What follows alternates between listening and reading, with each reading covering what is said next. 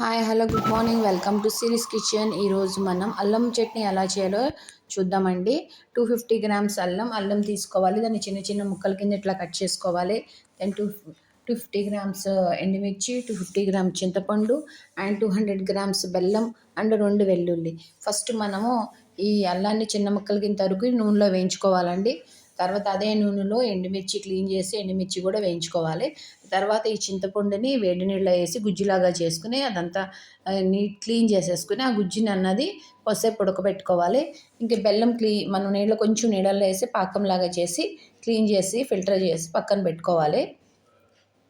తర్వాత మనం ఈ అల్లాన్ని ఎండుమిర్చి చింతపండు 3 మంచిగా రుబ్బి నలిగేటప్పుడే కొంచెం బెల్లం కూడా వేసి రుబ్బుకోవాలి. అలా రుబ్బుకున్న దాంట్లో మనం వెల్లుల్లి, శనగపప్పు, ఆవాలు, జీలకర్ర వేసి తాలింపు పెట్టుకుంటే ఎంతో టేస్టీగా ఉండి అల్లం చట్నీ రెడీ అయిపోతుంది. అల్లం ఇలా పచ్చిపోయే వరకు వేయించుకోవాలండి. సో ఎండుమిర్చి వేయించి తీసేసాను. సో ఇప్పుడు అదే ఆయిల్లో కొంచెం ఆయిల్ వేసి అల్లం వేయించుకున్నాను. కొంచెం వేగేటప్పుడు ఆయిల్ పడుతుందండి. అల్లం పచ్చిపోయే వరకు వేయించుకోవాలి.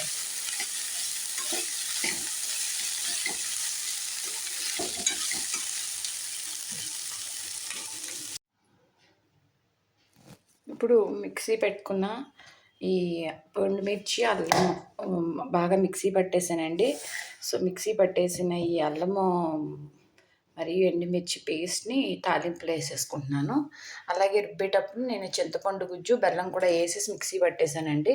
సో ఇట్లా లిక్విడ్ ఇలా వస్తుందండి. కొంచెం బెల్లం వేసిన మొలని షైనింగ్గా తాలింపు పెట్టుకుంటే ఇలా ఉంటుంది. సో ఎంతో టేస్టీగా ఉండి అల్లం పచ్చడి రెడీ అయిందండి. So thank you for watching. Share and subscribe.